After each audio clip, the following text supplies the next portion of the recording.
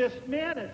And if they get away with this, they'll get away with everything. By 1991, all that was left was the cackling of a discredited local government. We want to govern ourselves. Rich in rhetoric, but dead broke. I blame the chief financial officer.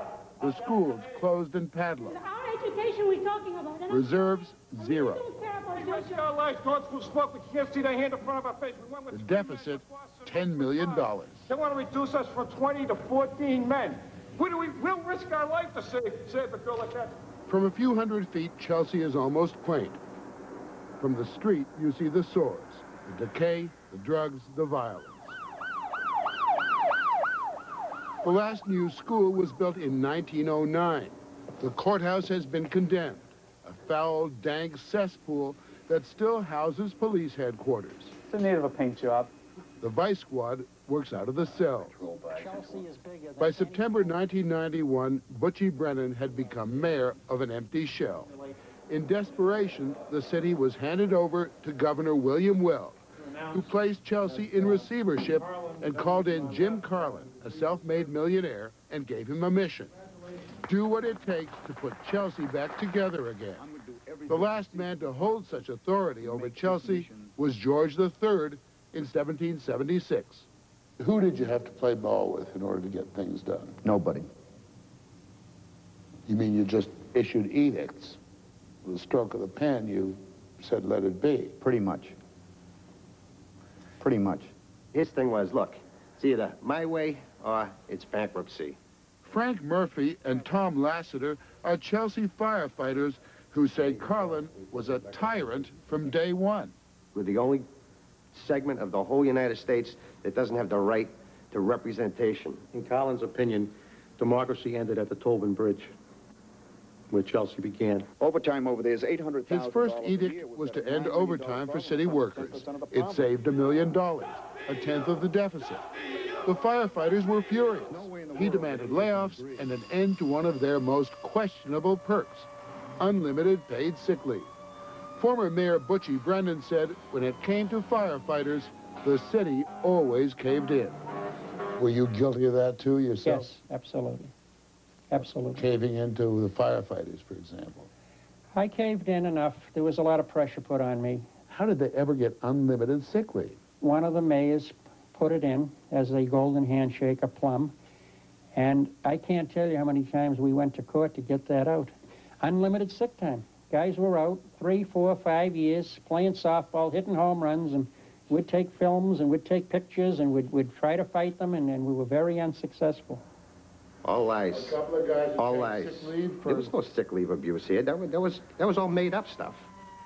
Made up or not, Jim Carlin got rid of it. Could you have done this as an elected official, do you think? No. Could it have been possible? No. No. Why don't the politicians just do it? Because they have to, in the near future, run for the office that they're in or for another office. And when you cut programs and when you cut personnel, you make people mad. You make people unhappy. And what elected officials want to do is make as many people as happy as possible so that they'll manifest that happiness in their reelection. I agree with Jim Carlin. I certainly didn't have the guts. I thought I had the guts, and when push comes to shove, I caved in too. I couldn't, it's hard. Digital Equipment Company, the second largest equipment computer company in the world, lays off 30,000 people. Wang Laboratories up here in Lowell lays off 25,000 people. IBM lays off 100,000 people. And there's not a word. Try to lay off 2 firemen. I mean, you'd think the world was going to come to an end. For the record, this was no goof-off fire department. It's one of the busiest in the country, using outdated and dangerous equipment, as this home video shows. The firefighters say the overtime expenses were just a small part of Chelsea's collapse. It was politics in Chelsea that drove the city into receivership and the undercurrent of the corruption. Corruption was not an undercurrent, it was a way of life. Mayors, aldermen, city officials of all kinds were on the take. Carlin was barely in his job as czar of Chelsea when an FBI investigation produced evidence that 8 police officers, including 3 different heads of the vice squad, had either been in the gambling business or were taking bribes. Mayor after mayor was suspected of taking bribes. 4 admitted it.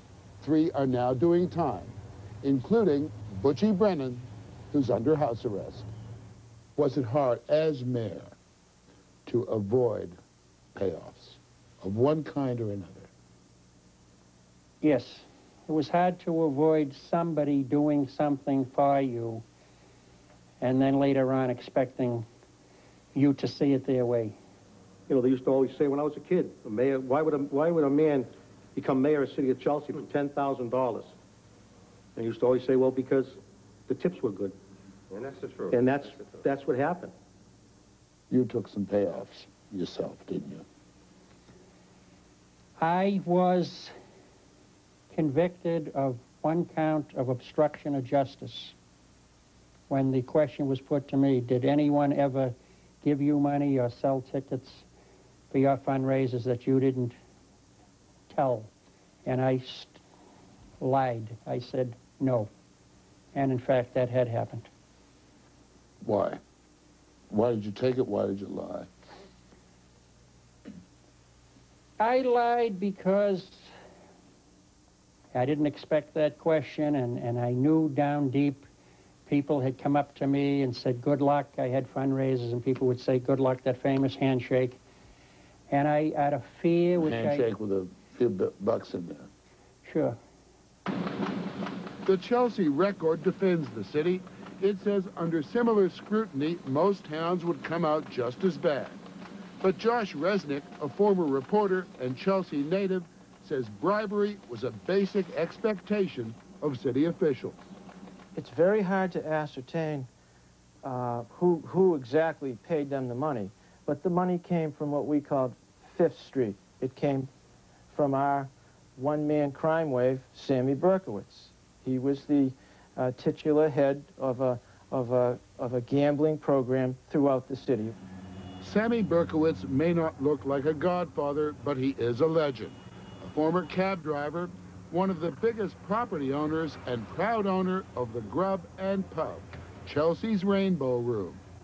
Berkowitz has a number of convictions, but somehow managed to get a presidential pardon from Ronald Reagan. That was for bookmaking and stealing a truckload of sneakers. A few months after his pardon, he was arrested and charged with bookmaking. And later, he was indicted on charges of paying off the police. He was the man. He ran the city. He was the de facto mayor of the city of Chelsea. Is he a rich man? He's fabulously wealthy. Sam Berkowitz is a man who has $50 million. Why would he bother with a place like the Grub and Pub? The Grub and Pub that's his corner office. That's his city hall. He's seated there every day, smoking Pall Malls, drinking Great Western champagne out of the small bottles, and playing $100 games of gin rummy. That's Sammy Berkowitz. The payoffs not only went to politicians, but to the vice squad, to lay off the various activities of Mr. Berkowitz and his friends. The vice squad, the police vice squad. Absolutely insane. Took weekends off. Yeah, that's right. The vice squad didn't work on weekends. I mean, that's laughable. But it's even more laughable when you find out that the head of the vice squad did not report to the police chief. He reported directly to the mayor, who was elected for a 2-year term. Meanwhile, Chelsea was suffering the post-urban blues, the emigration of the old European working class to smarter suburbs, taking with them businesses and the tax base, and an immigration of people, legally and illegally, from all the world's poorest places. And on top of that, there was Chelsea's special way of doing business. Here we had Budweiser coming in to build on a piece of land that had been vacant probably since 1908, okay? Although there were, just sheds on it.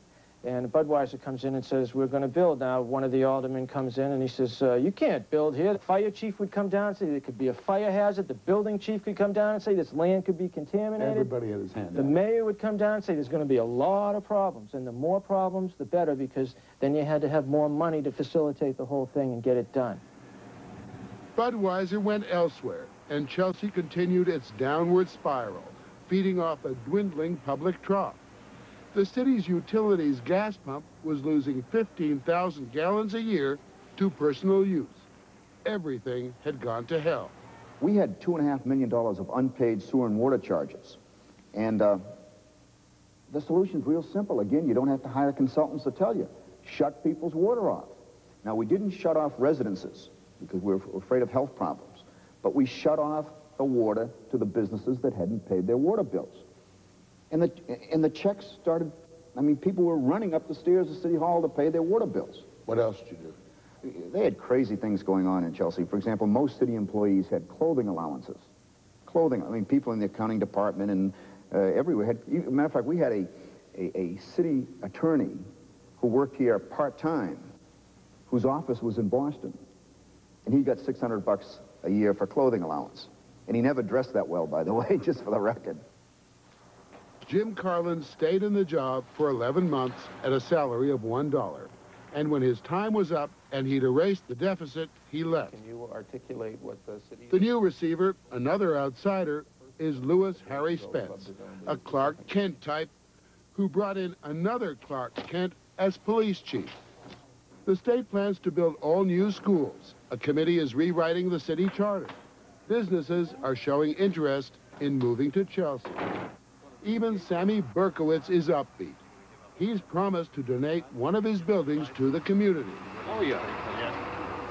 And Chelsea is still a dictatorship. Sometimes democracy doesn't work. Sometimes you have to empower an individual or a couple individuals to come in and do what has to be done and do it fast.